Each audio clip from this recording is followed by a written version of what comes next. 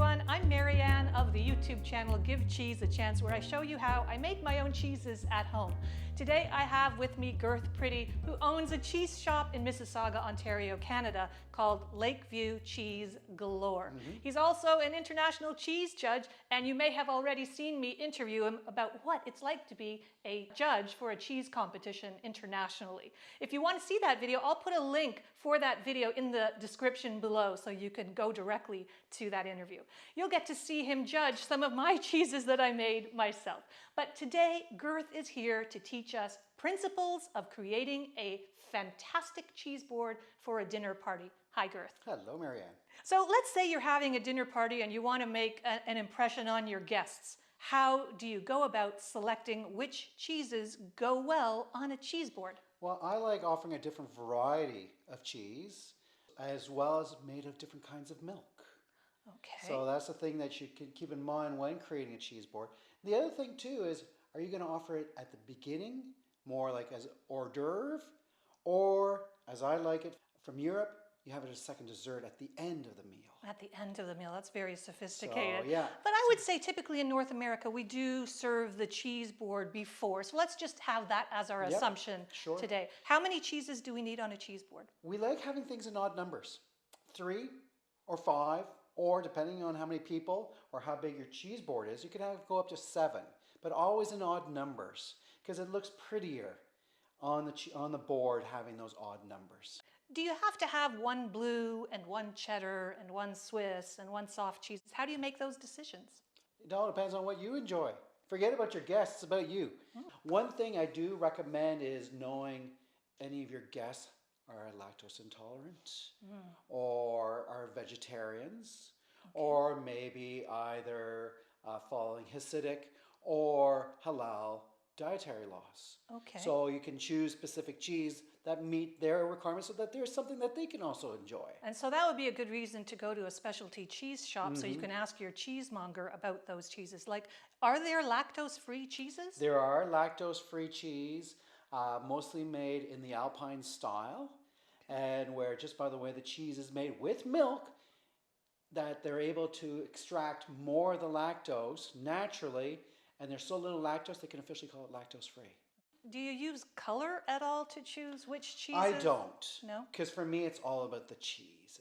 I want to taste the cheese for itself as compared to, say, having added color. So today we're choosing much more, say, neutral colored cheese. All right. I always love starting off with a nice fresh cheese. Okay. So a cheese that has not been aged. This is getting to be beautiful right here. So wonderful. This is a brebis log, but it has been flavored with lavender and a little bit of honey. Oh, that sounds incredible. So, I would put it right over here. I like going from fresh to the harder cheese. So when your guests come, they should go from left to right. Oh, they should. Or right to left. So they start with a milder tasting Milder cheese? tasting cheese, has more moisture, easily spreadable. So you could use a spreading knife. So should each cheese have its own knife? Definitely. Definitely. Because you don't want the knife that cut the blue also to be the same knife that cuts the brie. Of course. So yeah, having a nice spreading knife. Okay. Then you can go on to a nice soft bloomy rind cheese. So that one's made out of sheep's milk. We can go with a nice brie made out of pasteurized cow's milk. Now, here is a situation where a cheese has a label stuck to it. Do you show didn't- the label or do you not show the label? I think you would show the label. You should, Because you want your friends, your guests to know the name of the cheese. Okay. Now, in that perspective, that label is covering pretty much all the cheese. So instead, Yes. you could create a little sign Oh. so people know, okay, that's a brie, and there you go. And it's okay to pierce the cheese? Definitely. All right. Yep, definitely. So we have a nice fresh cheese, a soft bloomy rind, a brie. And which knife would we use with this cheese? I like using a knife that's got little holes in it And what are the holes for? so that the paste does not stick to the cheese. Okay. Because this is a more creamy, more soft cheese. So yeah. So there's less resistance. Exactly. So that knife goes there. Yep, Okay. that goes there. Then this is a similar style of cheese to the brie. This is also a soft cheese, but they've added extra cream, so you can actually touch that and see how soft That's so it is. soft. but it's been washed with salt water. Oh, So it gives it a little bit of a stronger flavor. This cheese is actually very similar to a taleggio, made in Italy, but this one's made here in Canada. great. And I love the shape of it. I do too. So it's a beautiful Is little this cheese. one of the cheeses that if you cut it, it's going to ooze out onto the It board? will be a little bit. So how do you deal with that? You just let it happen. Just let it happen. Let just it ooze. enjoy. Let you, it you have ooze. some crackers nearby and you just scoop it up. You scoop it, okay. You just scoop it up. Okay. Then we're going to go with a firm cheese, but this one's very different. Yes, there's a lot of coloration. Why? Because it's been soaked in wine, Delicious. in red wine. Now that's the thing too, is you should choose cheese that are easy for your guests to enjoy. Well, can I eat the rind on this one? Yes, because that's where the wine is. And that's where the wine flavor would be? Exactly. Okay. So that one I would put like this as compared to this way. Okay. I put it this way so that everyone who cuts into it will have access to the rind. Okay. So what knives would we use for this? This one more of a firm bladed knife like this one. Okay. And it's cute, it's got a little pick on it. Okay. So you So you can can cut it and pick up the piece. Exactly. Okay. Now this one would need a similar knife to the brie because it is a softer cheese. Wow, that's a beautiful knife. Then we're going to go with another wonderful flavored cheese. This one has black truffles in it. I love truffles. Not everyone loves truffles, but too. it's great. Yes. It's delicious. Now this one is coated with wax. So to make things easier for your guests, possibly is just cutting off the wax on one side. Okay. So people are able to see it. So people will be cutting wedges. Yes, correct. And actually, how to cut cheese is going to be the subject of our next video, so stay tuned for that. All right. So we have, let's check, 1, 2, 3, 4, 5. We're going to go now to an older version of a Gouda or Gouda. Okay. This is a 3-year-old. Wow. And you can see all these wonderful crystals, the tyrosine crystals. It's an amazing cheese. It does look amazing. Again, it's got wax. The wax is edible, but we're just going to cut it off just to make things easier for your guests. Now, noticing I'm using almost like a cleaver style knife because you do need a stronger knife to be able to cut through this. So that's 6. We need a knife for this Oh, one. a knife for that one? That one Is we it? can go with this one because this is a young Gouda. Okay, so it's a bit softer than this Exactly. one. Okay, so we've been going from soft to harder, Yeah. and then we leave the blue cheese. The blue cheese for last. And I love blue cheese. It's got great flavor. And now this is a very special blue. This is Stilton. This is from a England? Stilton Reserve from England. It has to be from England. Of course. Because this is a protected name. Yes. And traditionally a Stilton, some people would use a Stilton spoon Oh, when they're eating it from the big truckle so they can scoop in into the center of the cheese. And again, the rind is completely edible on this cheese.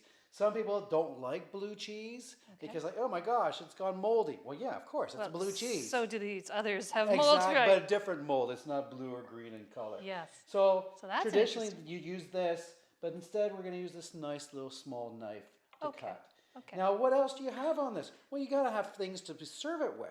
You can put some fresh fruit. So one little trick I love to do is putting some grapes. Now you pre-cut the grapes in little bunches That's smart. so that they're not grabbing the whole clump. Right. They're just grabbing a small amount. So just or using- picking the grape off the Yeah. bunch. So cutting into bunches of 3 or 5, Okay. and you can make it very pretty and create a nice little mound. And then if you have kiwi, you'd slice up the kiwi just ahead of time and set it out. All right. The apples, the challenge with the apples, depending on the type of apple, it'll start to brown. Yes. But there are some apples that do not brown as fast. Now that looks like honey. This is Oh, a yeah. wonderful honey. So I'm a cheese purist. I love tasting the cheese for the cheese, but sometimes by adding something else to it, it really brings out other experiences. So honey or say maple syrup or balsamic vinegar glaze Oh, wow. over top of blue cheese goes great because you're having something sweet with something salty. So you put out a selection of different jams, jellies, chutneys, honey, and let people experiment themselves and see what they prefer. Now, we're missing some major ingredients. We're missing crackers. Oh, of course. And I have some crackers here. Do you think it's a good idea to have strongly flavored crackers, like a rosemary cracker or a black pepper cracker, or should it not distract from the taste of the I'd cheese? offer both. Something more plain in flavor, and then something stronger or fruity, so people can try it with that as well. and see what they prefer. You know, having some sliced baguette, having some crackers. Again, I like to taste the cheese for itself, but some cheese, like say the fresh cheese, you need to put that on something. So you do need some sort of a cracker. The other thing too, that's my big pet peeve, you know, we started with signage, you need more signs. Every cheese should be identified with the name of the style of cheese, and maybe if you're also able to, write down the type of milk. Oh, that's important Because some people are allergic to different types of milk. Yes. And what I do at my cheese shop is I actually create little signs that says the name of the cheese maker, where they're located, and the major ingredients, and we just put them right there. So if you came to my cheese shop and said, yes, I want to create a cheese board, and we choose 3 or maybe 5 different cheese, and then, would you like some signs? Oh, that'd be great. We'll make them right there for you. So I also have some walnuts here. Is that a good item to add? Definitely having some nice toasted walnuts. Walnuts with blue cheese goes amazing. Okay. And if you have any dried fruit, yeah, I see you have some. I've got black olives. Olives. Oh, that's definitely. okay? Yes, All right. definitely. Again, it's all sorts of different flavorings, whether olives or even roasted garlic, and then other types of fresh fruit. I see you have some strawberries there. Do you put them right on the board Put them too? right on the board. There we go. It gives some nice color too. Exactly. So while we're doing this, what's really the difference for anybody who doesn't know between a cheese board and a charcuterie board and a grazing board? Okay. Well, cheese board has cheese. Charcuterie, which is a French term for prepared or cured meats. So I was thinking like sausages, terrines, pâtés, rillettes. That is charcuterie. So a charcuterie board is historically just meat. Just meat by itself. Then grazing board is everything. Grazing boards are gorgeous, but there's not enough space to really go in there and cut. Yes. And then the other thing too is how much cheese to have on the board. We were talking about how many styles of cheese. You should calculate between 15 to 20 grams of cheese per person of each different cheese. Per person, per cheese. So as an example, this is a 200 gram or almost half a pound of cheese. Yes. 200 grams divided by 20, that's about enough for 10 people. Okay. But again, enough of each different cheese for everyone to experience and go back and enjoy it.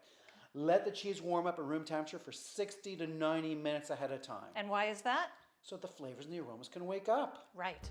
Girth, thanks so much for teaching us the principles around creating the best ever cheese board for home parties. It really taught me a lot. And if you learned something from this video, please click the like button below and make sure you subscribe to this channel so you can see upcoming videos in this series. For example, you don't want to miss the next video where Girth is going to show us the etiquette around cutting cheese. Like, how do you cut cheese properly? Are there rules? And if so, why? And you know what? The answer is yes, there are. So stay tuned for that video. And in the meantime, this is Girth. I'm Marianne. Happy cheese making. Cheers.